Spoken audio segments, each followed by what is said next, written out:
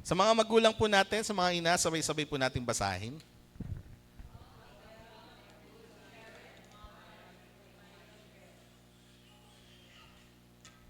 How to become a good parent to my children. Naniniwala po tayo na lahat ng mga ina dito ay mabubuti. Amen? Parang ayaw nyo man. Amen. Yan. Pero minsan, dumating na po ba sa panahon na na-doubt ka na tama pa ba yung ginagawa ko? Na sapat na ba ako? Na nagkulang ba ako? May mga ganun pang sitwasyon sa buhay natin na bakit ganun sila? Especially kapag may mga anak po tayo, mga teenager. Especially dun sa mga medyo challenging. Dumating sa panahon, parang mami ko, may dumating ka ba sa panahon na question mo yung pagiging ina mo nung ang Kuya Louie ay pasaway sa pasaway? Spoiled, okay? Pero natanong mo, bakit siya nagkakaganon? Okay naman ako magulang. Hindi, nung time po na siya ay, ang context, nung binata siya din nasa fraternity, hindi pumapasok na, tapos na-kick out, yun yung context. Natanong mo ba o na-question mo ba yung pagiging magulang mo or ina mo? May kulang ba? So parang na-encounter niya, natanong po niya na may kulang. May sitwasyon din po ba sa mga ina na na-question mo na kulang pa ba yung ginagawa ko para ma-provide yung pangangailangan nila? I believe in some situations, sa mga kasama po natin online, may mga dumating po sa sitwasyon natin mga magulang na nagkaroon tayo ng panghihina o mas familiar sa atin na sumusuko. Pero definitely, sumusuko, pero nagpapatuloy. But, ang tanong is how to become a good parent to my children.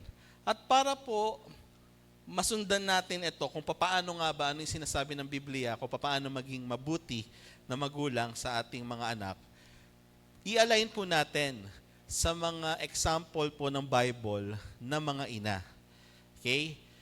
If you're not familiar with them, okay lang po yun. Kasi ako din, nung inaaral ko po ito kanina umaga, saka ko lang din natutunan na, siya pala yun. Na ganun pala yung ginawa nila, pinagdaanan nila para sa kaluwalhatian ng Lord. So the first po, if you're familiar with Eunice. Sino po ang nakakilala kay Eunice? Yan. Diyan magaling si Sister Josephine po ever since. Yung bibliography. Yan. Pero bawal po magsalita si Sister Josie. Titignan natin. Okay? Sino po ang nakakilala kay Eunice? Siya po ba yung kaklase nyo? Ako din kasi kanina, hindi ko alam na yun pala yung meaning ng Eunice at yung pangalan na Eunice ay yun pala yung character sa Bible. Okay? Akala ko yung Eunice ay familiar lang na pangalan. So, sama-sama po nating alamin sino si Eunice in the context of the Bible. In the context of the Bible po, you're familiar with Timothy. Okay? Familiar po tayo kay Timothy. Timothy is the protege or right hand of Apostle Paul. Na bago magkaroon ng Timothy, kailangan may ina. At ang nanay po ni Timothy ay si Eunice. Okay? So kung titignan po natin yung mga verses related to that, si Eunice po ay nagkaroon ng anak. So ang pangalan nga po niya ay si Timoteo. So sabi dito sa 2 Timothy chapter 1 verse 5, which is, ang nangyari po dyan, bago magkaroon ng Timothy, kilala po natin si Timothy, na siya po ang nagpatuloy ng ilan sa mga books po ni Apostle Paul. Siya po ang naging Batman ni Robin. Kumbaga, ito yung pastor, ito yung kanyang katuwang. Okay, ganun po ang character build up po ni Timothy. Siya yung right hand of Apostle Paul. Pero hindi kasi magiging ganon si Timothy kung hindi rin po sa life and ministry ni Eunice, yung mother po ni Timothy. Sabi po dito sa 2 Timothy chapter 1 verse 5, I am reminded of your sincere faith, which first lived in your grandmother Lois and in your mother Eunice, and I am persuaded now lives in you also. Ano po yung sinasabi natin dito? Ganito po natin titignan yung format para madali po natin masundan. We will identify yung mga key characteristics or qualities ng bawat mother sa Biblia. Okay? Si Eunice po ay na-highlight yung kanyang ministry dahil pinalaki niya ng tama at puspos sa salita ng Diyos si Timothy. Hindi magiging si Timothy, kundi dahil po kay Eunice. Okay? So sabi po dyan, Eunice is a testament to the quiet, daily work of teaching children. Alongside her mother, Lois, she ensured that her son Timothy knew the scripture from infancy. So para siya yung magulang sa simula pa lang pinanganak, pinakilala na si Kristo sa kanya, and yung buong buhay niya ay umayon base sa kagustuhan ng Lord. Pero yon hindi po yun nangyari kung wala si Eunice. Kung siya po, yung nanay, siya rin yung nag-guide. Okay? What's the key quality? Building a spiritual foundation.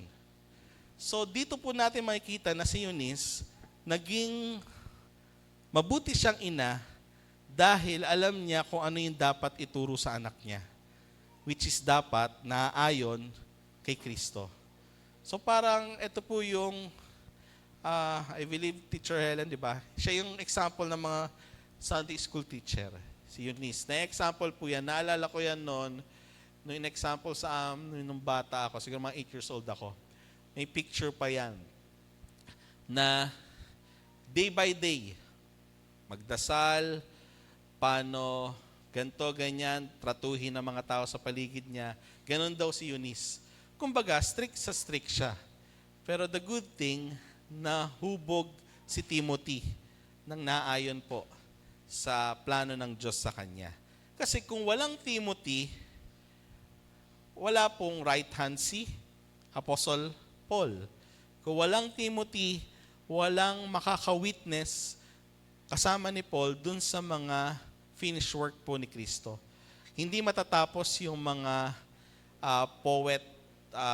poetry books at yung mga apostle books po. So, the good thing, ginamit po yung ministry ni Eunice. Intentional mentorship. Nakita natin kung gaano po kasinsi yung heart ni Eunice na hubugin yung anak niya, na yung buhay ng anak niya ay para kay Kristo. Na yung buhay ng anak niya ay dapat kasama si Kristo. Kaya nung lumaki po si Timothy, hindi yon by accident. Kasi yun po ay byproduct ng ministry ni Eunice. Okay? So baka po rin meron tayong, for sure, may mga magulang tayong na katulad ni Eunice, na simula pa lang, naintindihan ng bata bakit siya nagdarasal, naintindihan ng bata na ganito si Christ, ganito. So, maganda po iyan. Pangalawa po, you're familiar with, sino po ito? Sir Josie. Kilala ito si Sir Josie. Si Jochebed po ay ina po ni Moses. Okay? Kaya po may quiz bee, talo po tayo lahat kay Sister Josie. Yan. Historian po ng Bible. Tama po yon. She is the mother of Moses. Actually, by genealogy or sa background po ni Jochebed, may tatlo po siyang anak, which is si Aaron, pangalawa po, at ang panganay ay si Miriam. Kabisado ni Sister Josie. Ano po yung kwento? Nagkaroon po ng utos ang paraon na lahat ng bunsong anak kapag lalaki ay papatayin. Okay? So ano po yung nangyari? Tinago si Moses ng 3 linggo at nung sila na ang pupuntahan, pinaanod po si Moses sa ilog. So, ano po yung gusto nating tignan dito? Sabi dito sa Exodus chapter 2 verses 3. But when she could hide him no longer, she got a papyrus basket for him and coated it with tar and pitch. Then she placed the child in it and put it among the reeds along the bank of the Nile River. So nangyari nga po, ano po yung gusto natin makita dito? Yung puso po ng ina na living under a decree of death, Jochebed's love for her son Moses outweighed her fear of the law. She used her wit and faith to preserve his life. Kung hindi pala matapang si Jochebed, kung hindi siya, wala siyang pagmamahal sa anak niya, walang Moses na magpapalaya sa mga Israelita sa Ehipto. Walang gagamitin ang Lord para maging sandigan ng mga Ehipto or ng mga Israelito. So, kung babalikan po natin, yung key quality, characteristic po ni Jochebed, ang dapat natin makita na may mga magulang na nananatiling matapang dahil sa pagmamahal nila sa kanilang anak. Na kahit sa mga panahon na hindi inaasahan, mapapansin nyo, di ba? Yung iba, hinayaan na lang, na pressure, dinakip yung anak nila, pinatay. Pero siya, dahil with the leading of the Holy Spirit, ay nakinig siya. Naging matapang. At doon nagkaroon ng Moses po sa Bible. So siya po si Jochebed. Okay? Eto po, baka kilala nyo. Anak mo ni Sister Marisa. Sige, sabay-sabay po natin basahin yung pangalan. Hannah. Okay? So, very familiar name.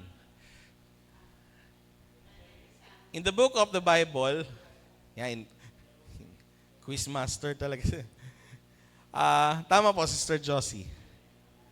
In the book of the Bible, si Hannah po siya po ang ina ni Prophet Samuel. Okay? In the Bible, sino nga po pala si Samuel? Okay? So, walang naging angkan ni David kung walang Samuel. So, hindi po maaayon yung plano ng Diyos kung hindi dahil kay Samuel. Kasi sanga-sanga po yan sa angkan. So, I prayed for this child, sabi po ni Hannah, and the Lord has granted me what I asked of him. So now, I give him to the Lord, for his whole life, he will be given over to the Lord. So meaning, humingi ng anak si Hannah, pero nung nagkaanak siya, ibinabalik niya ulit sa Panginoon. Meron po bang ganong ina na binigyan mo nga ako ng anak, pero hindi rin pala masusunod yung gusto ko sa kanya kasi may plano pala ang Lord para sa kanya. Okay?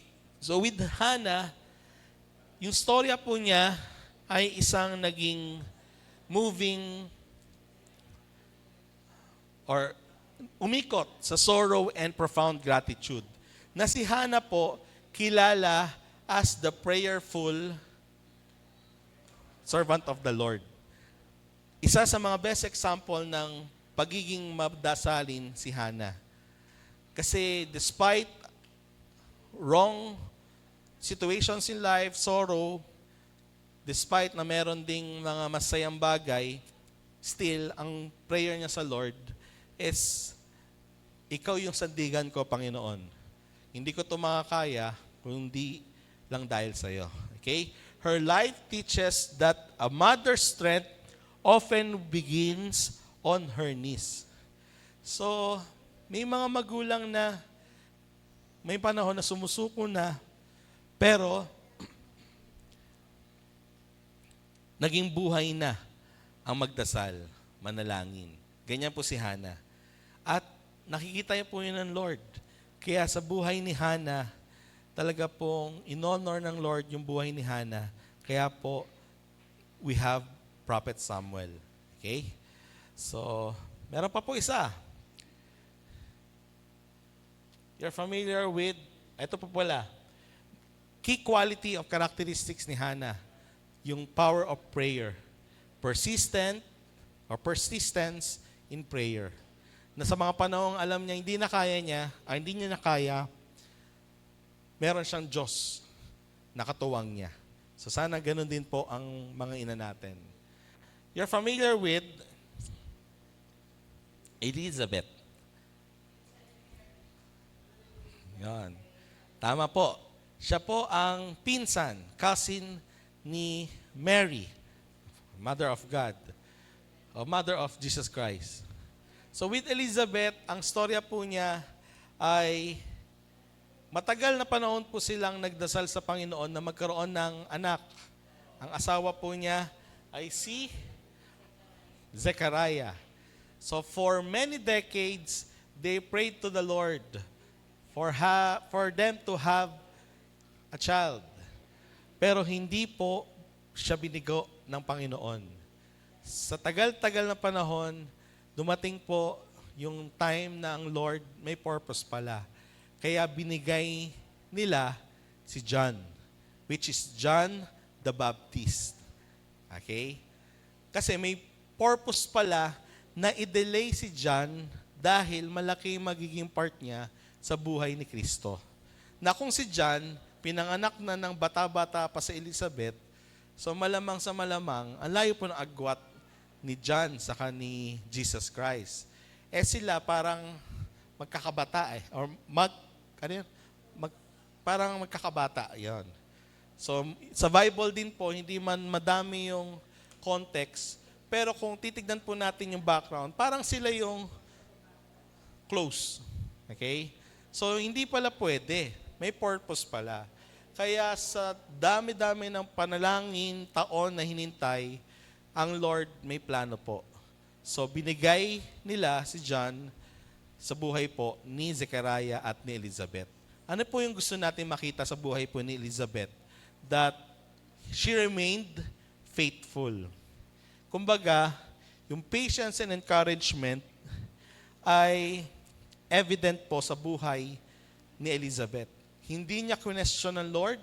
Actually, in our generation, in our time, nagkaanak si Elizabeth somewhere around 60 to 70 years old. Which is, scientifically, imposible na daw. Kasi may tinatawag na menopausal age. Pero, hindi yun imposible sa Lord. Kasi nga may plano. Okay? Sa segue lang po, di ba? May plano kung bakit may batang yan na hindi nga alam nung nanay niya na nandyan na pala siya. Yan po si Bebang. 6 months na yung nanay niya, 6 months na siya sa loob, hindi pa alam nung nanay niya na nandun na siya. Kasi may plano ang Lord. Na yan po ay, kumbaga, kung gusto niya lagi nandito, baka po siya ang susunod na pastora po ng church in her generation. Diba? Nakukuha niya po yun. So still, the key quality of Elizabeth is naging righteous patience siya. Hindi niya question. Kasi nga may plano po ang Lord. And also, in the life of Elizabeth, siya yung naging katuwang ni Mary, who gives joy to Mary. And Mary, as we all know, is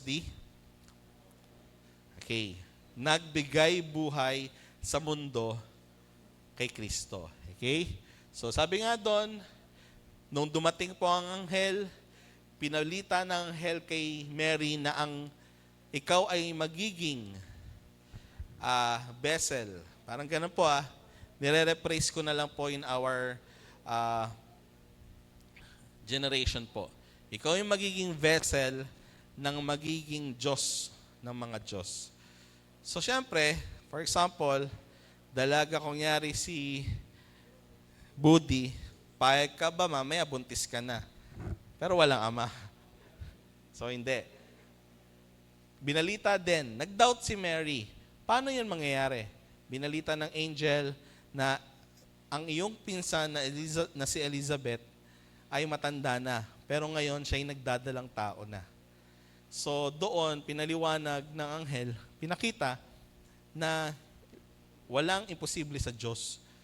So right then and then, naniwala siya. Sabi niya, I am the Lord's servant.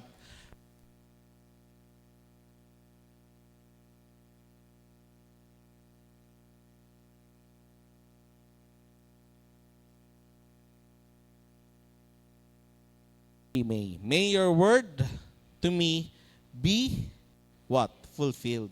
So makikita po natin sa buhay ni Mary yung tinatawag na complete obedience. Okay? When we say Mary, sa buhay niya, may mga salubong siyang discrimination, pangungutya. Kasi paano nga naman na nagkaroon ka ng anak nang hindi kayo, alam niyo yan, by nature. So, syempre, in our generation, siguro may kabit ka, mga ganon. Marami pong doubt sa buhay ni Mary, naisip niya, pero still, he became submissive to the Lord's command. Kaya nakita natin yung obedience sa buhay niya. At doon naman, nagamit buhay niya kasi walang Kristo na mabubuhay sa mundong ibabaw para mamatay sa katubusan ng ating kasalanan sa mundo. So ganun po kahalaga yung mga buhay niya. Now, tignan po natin. In this illustration, makikita po natin yung virtues. Kasi the question again, how to become a good mother to my children.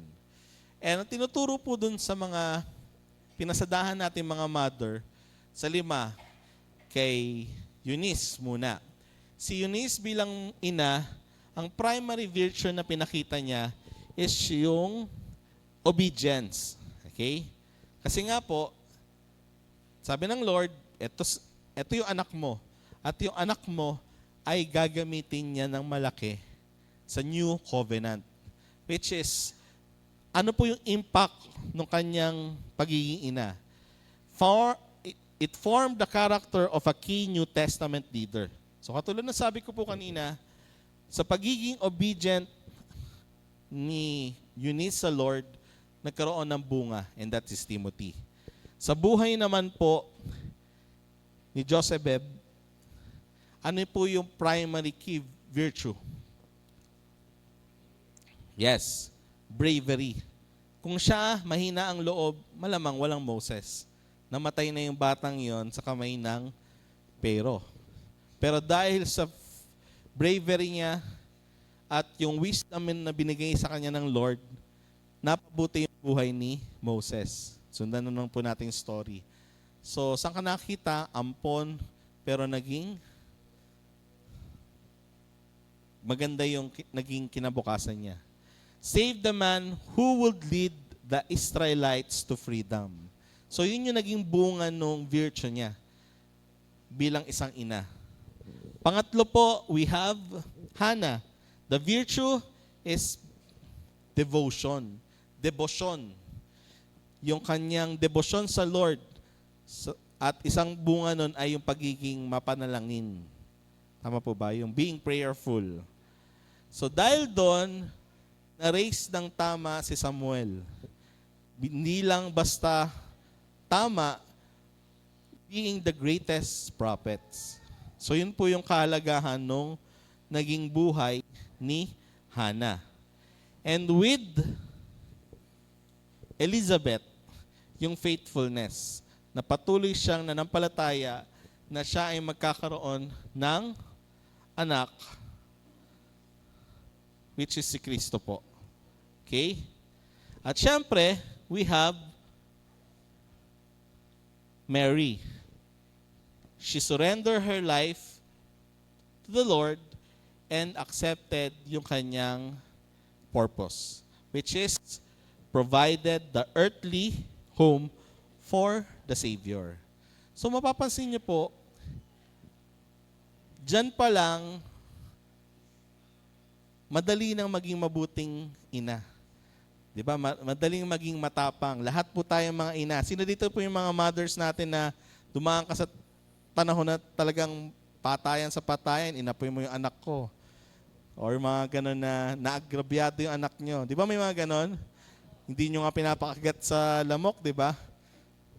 Pero pwede kong paluin, mga ganon. Dumating kayo sa time na itinaas nyo na sa Lord lahat. Yung napakabait na si Budi, di ba? Ilang beses pinalangin siguro ni Sister Andrea yan. Di ba? Devotion ni Sister Andrea kasi alam niya may plano ang Lord sa buhay niya. Siguro si Eunice sa buhay kunyari ni sino ba? Sister Gina, di ba? Yung character build up, naka-base yun kasi ito yung wisdom from the Lord. So makikita natin, yan po yung mga pwede nating kunin na virtues para maging mabuting ina. Pero, suma total, may kulang. Kasi po, sino po ba talaga yung best example of motherhood? Sige, samahan niyo po ako sa pagbasa. Okay, can we read it? Christ as the ultimate. Paano yun? Hindi naman siya ina. Hindi naman siya nagbubuntis. Okay? Because we believe that the maternal heart of Christ is the key for us, for you, rather, to become a good mother to your children. Yung tinangi ni Mary, ni Hannah, ni Eunice, ni Elizabeth, yun ay iilan lang po. Pero ang pinakakompleto talaga ay yung maternal heart ni Kristo. At ano po yung mga maternal heart na yon? Una-una, we will align it grace-based po. Okay? Kasi hindi naman pwedeng yung law na sa law, ako yung magulang mo, ako yung ina mo. Kailangan kong makita kang masipag bago kita bigyan ng pagkain. May ganun pa rin po ba sa inyo magulang? Yung talagang, hindi ka naglinis magutom ka, mamatay ka sa gutom. Meron pa ganun. Pero conditional lang, di ba? Meron pang mother virtue na hahayaan ko siyang masaktan para matuto siya. Meron pa po bang ganon? Na, sige, bahala ka sa buhay mo. Pag natuto ka, babalik ka rin naman sa akin. May ganun po ba? Na hayaan mo siyang mapahamak. Wala kang pupuntahan yan. Wala kang utang na loob, lumayas ka, mga ganon.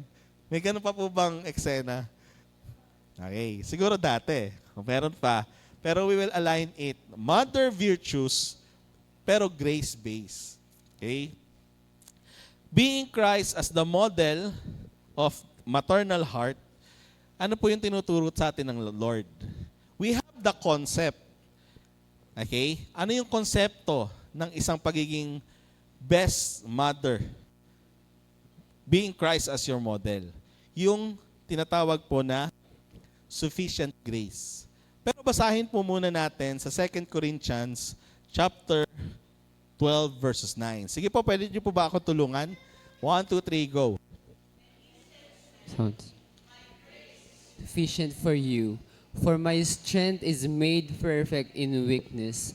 Therefore, most gladly I will rather boast in my infirmities, that the power of Christ may rest upon me. 2 Corinthians chapter 12 verse 9. Yes. So from sufficient grace, bilang mga ina po, ano po yung impact nito sa atin? That God's power is most visible when you feel you have nothing left to give. So, ang isang maternal virtue na Christ-centered is yung pagkakaroon ng konsepto na sufficient grace. Kaya walang magulang na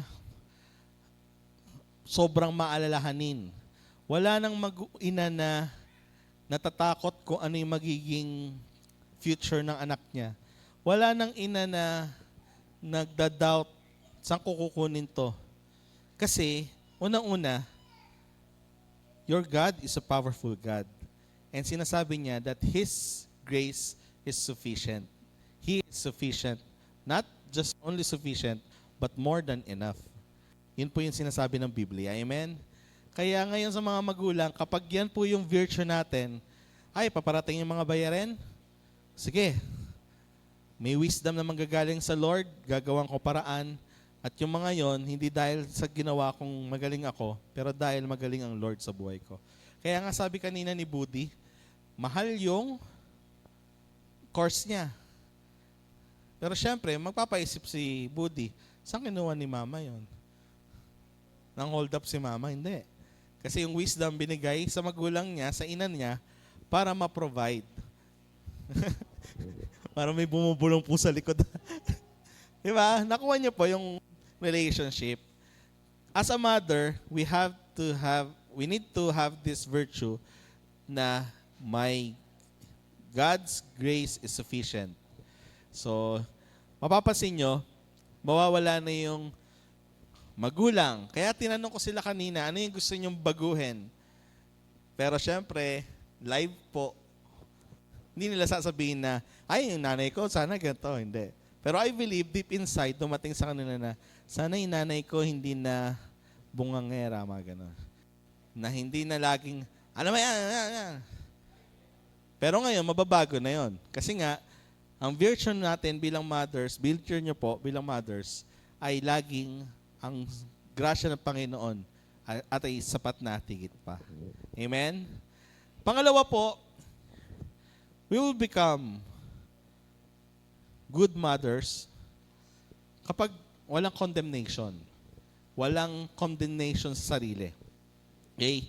Para maintindihan po natin, ano po yung sabi ng Romans chapter 8 verse 1. There is therefore now no condemnation to those who are in Christ Jesus, who do not walk according to the flesh, but according to the Spirit. So in the line of our message this morning, ang sinasabi po dyan, bilang ina, kaya nga natanong ko po sa inyo, dumating na ba sa panahon na sumuko na kayo? Na kinwestiyon nyo yung pagiging ina nyo. So dapat po, hindi na kayo darating sa panahon or sa sitwasyon na yon. Kasi nga, alam natin that in Christ, there's no more condemnation. There's no shame in Christ. Only the invitation to try again. Kaya pansinin niyo po, mga anak, sa mga asawa, hindi talaga perfect yan.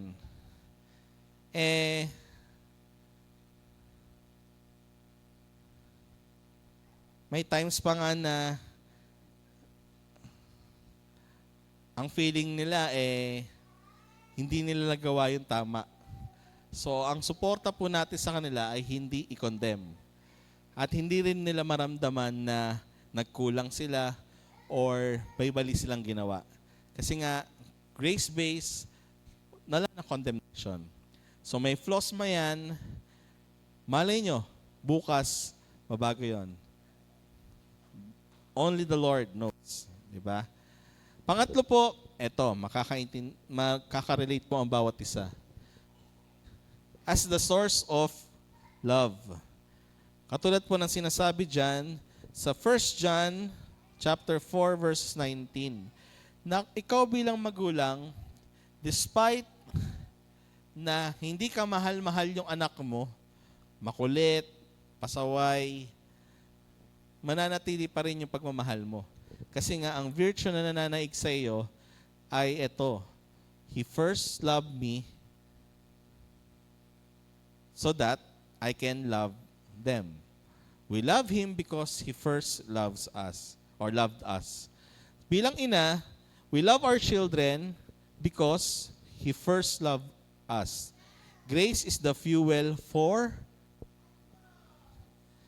Di ba ang sarap mga anak na chill lang yung mami mo? Nagagalit, nainis. Pero alam niyo yon, sabi nga ni Jamara kanina, naniniwala po ako, Tore Praise, na binigay talaga siya ng Lord para sa akin. Kasi kung iba yung nanay ko, walang hindi makakatagal. Okay? So kaya siya nagagawa ni Sister Helen kasi nga yung abundant love from the Lord.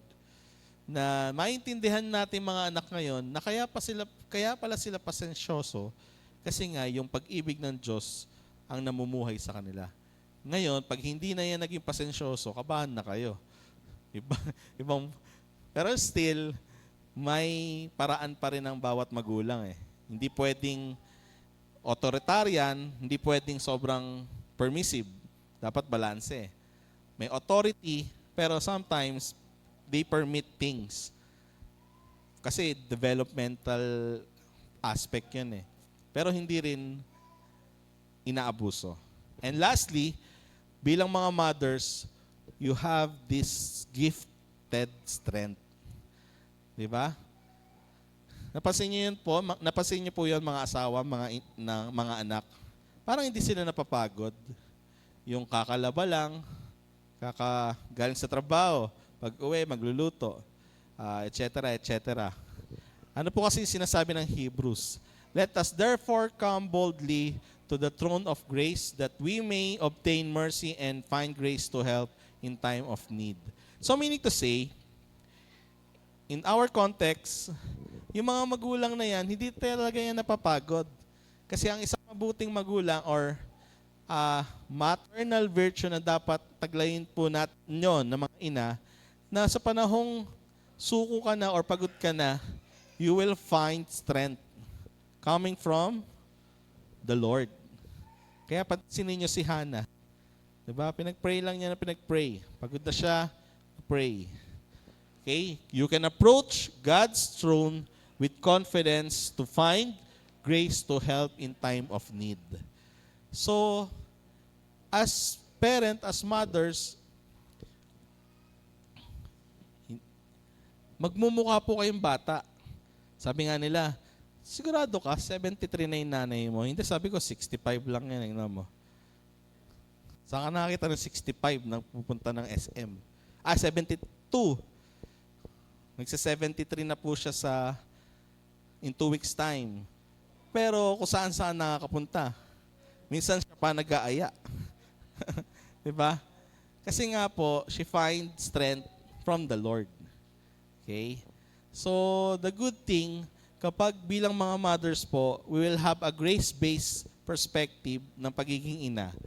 Motherhood under grace is not about, sige po, mga ina ng tahanan, sabayan niyo po ako sa pagbasa. 1, 2, 3, go. Motherhood is not about lowering the bar of, it's about raising, ano po yung sinasabi dyan?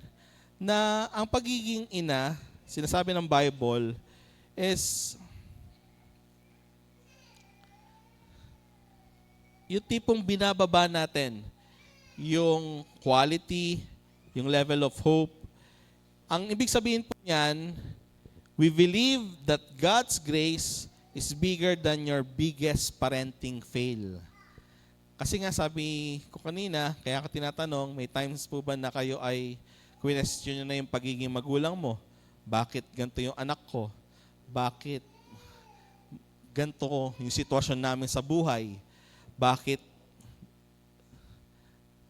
may mga pangyayari na hindi maganda? Okay? Kasi nga po, kailangan nating maintindihan that it is not about your job as a parent. It is about yung perspective natin in the light of grace na yung His love niya, yung love ng Diyos para sa atin ay yun yung ma-adapt po ng bawat ina.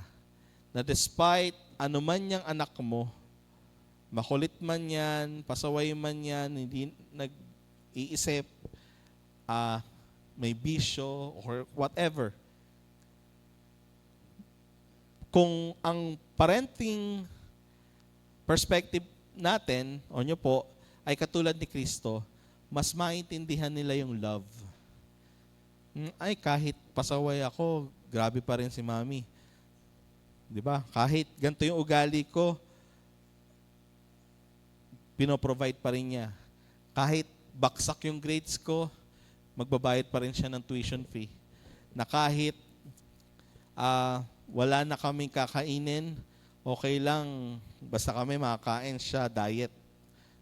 So, ganun po yung love na pinoportray, which is lahat yon nanggaling doon sa Christ-like maternal heart. Which is, ang sagot po nga doon sa tanong na paano maging mabuting magulang, ina, napakasimple lang din naman po.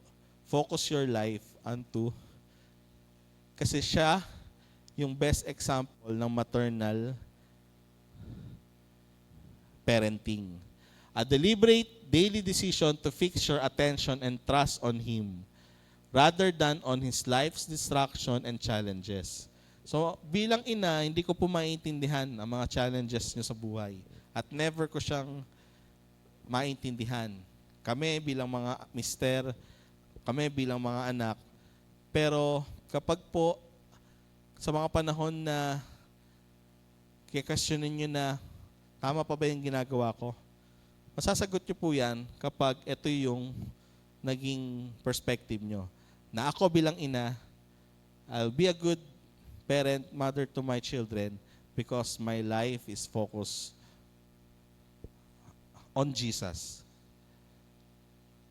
So, yun po yung maganda. Kaya, magdo-domino effect po yan. Mapapansin nyo, kapag ang ina, nakafocus kay Jesus, masunurin ang asawa niyan. Siyempre, mabait eh. Walang pagtatalo. Mga anak, makikita nila na yung goodness over than pagiging rebelde. Kasi kaya sa pag-aaral po namin, kaya maraming rebellious na anak, kasi nga, that is the reciprocal nung pinapakita ng magulang. So, makikita nila, bakit ko to gagawin sa magulang ko? Eh, grabe nga yung sakripisyo niya. So, kapag ginawa ko to, hindi ko gina-justify yung sacrifices niya. So, nakukuha niyo po bilang mga anak. Kaya mga magulang, malasasabi niyo na, yes, ako bilang ina.